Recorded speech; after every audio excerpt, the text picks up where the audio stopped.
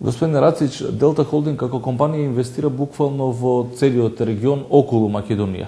Неодамно инвестиравте во Бугарија, имате инвестиции во Албанија, во Босна и Херцеговина, меѓутоа не и во Македонија. Иако во 2006 година со владата на Бучковски на СДСМ имавте договор за инвестиција, меѓутоа со промената на власта тој договор се раскина. Зошто? Зошто Delta Holding не инвестира во Македонија?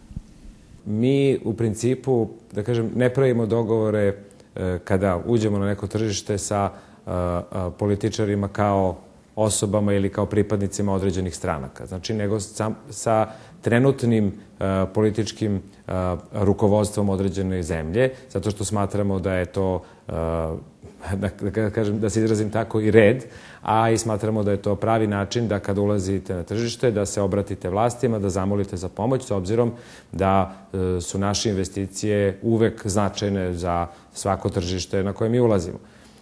A svakako mislim da je to bio slučaj u Makedoniji, s obzirom da smo mi tada planirali preko 100 miliona evra investicije u različite segmente.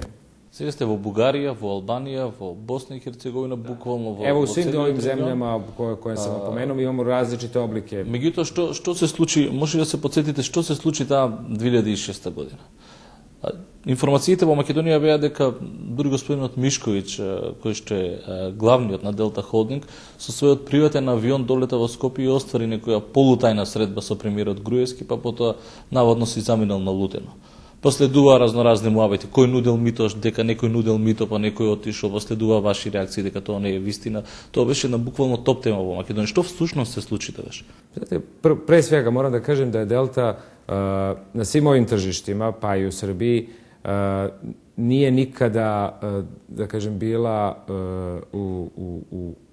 niti optužena, a niti, da kažem, niti je ikad pokazano da smo mi u bilo kom slučaju kršili zakon. Znači, zaista to je nešto što je preduslov našeg poslovanja. Sve ostalo, da kažem, možemo da budemo za i protiv, znači da li mi na ovaj posao radimo na ovaj način ili onaj način, ali zakonitost u poslovanju mora da bude preduslov i to je sigurno nešto od čega nikada nećemo odstupiti. Mi smo napravili jedan protokol sa vladom, tada je bio premijer gospodin Bučkovski, sa vladom Republike Makedonije. Ja ponavljam, za nas nije bitno da li je to premijer gospodin Bučkovski, u svo uvažavanje gospodina Bučkovskog, nego jednostavno mi sa legitimnim predstavnicima vlasti sklapamo određene dogovore.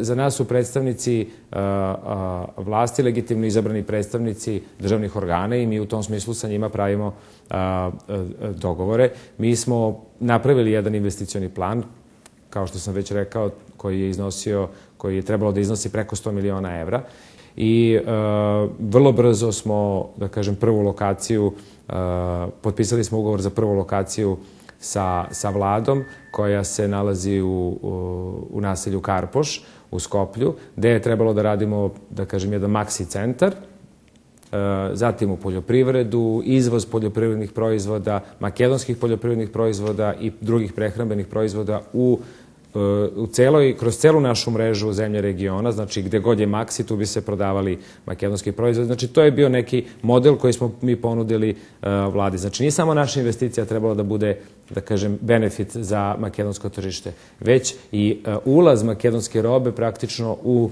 našu maloprodajnu mrežu koja je, kao što znate, jedna od najvećih u regionu. Znači za nas brza investicija поголема од 100 милиони евра.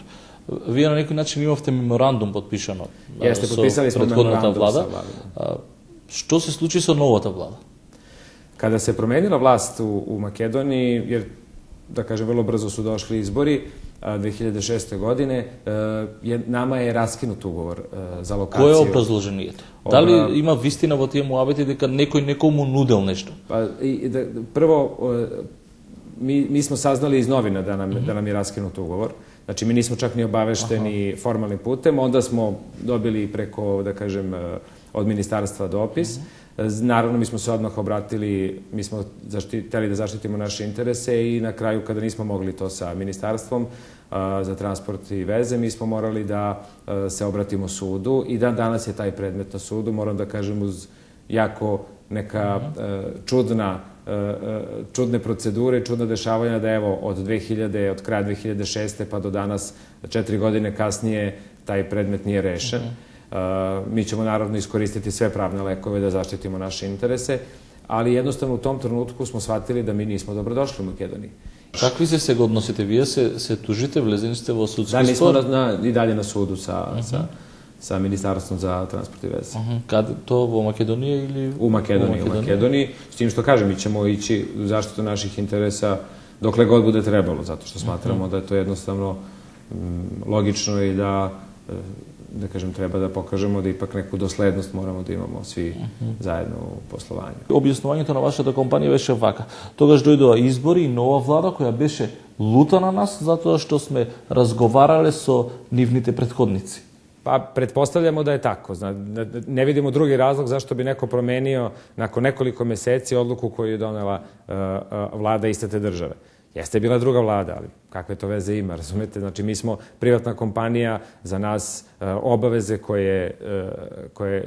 na koje se mi obavežemo u nekom trenutku moraju da važe sledećih 100 godina. Ako se obaveze odnose na sledećih 100 godina. Znači... Добивте ли некако образложение од владата, на премиерот Никола Груевски? Zato što fakt дека господинот Мишковиć беше на средба со Груевски. Mi smo se jednom susreli sa premijerom Gruevskim. Složili smo se da uvek sve mora biti po zakonu, to da kažem, to nije ni bilo govora da može biti nešto drugačije, a međutim nismo dobili nikakav signal od njega da vlada želi da poštuje ono što je prethodna vlada donela kao odluku. Znate, ako ćemo svaki put, ako bi se u zemljama menjale odluke svaki put sa promenom vlasti, onda bi nastao haos. A koje biše obrazloženijeto, na primjer, od Gruevski? Pa nismo dobili neko, da kažem, obrazloženje.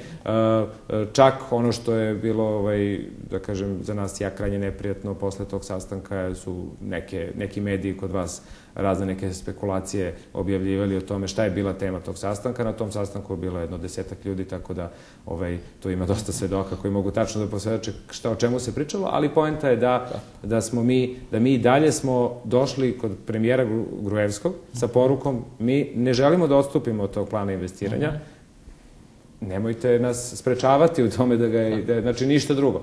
Ali kada smo videli da to nije slučaj, onda znate kako je, kad vidite da niste dobrodošli, naravno u tom trenutku mi smo naše resurse preusmerili na druga tržišta u tom trenutku, konkretno na Crnu Goru i na Bosnu i Hercegovinu. Ja ću ponoviti da ako neko je procenio da preko 100 miliona evra investicije u Makedoniju nije bilo strateški za Makedoniju, onda u redu. Da li nekoj nekomu nudеше mito? Nemojte o tome što to uopšte ne... Mi u Delti takve stvari ne komentarišemo. To jednostavno, za nas je, kako bih rekao, poslovanje po zakonu prva pretpostavka, a onda sve ostalo.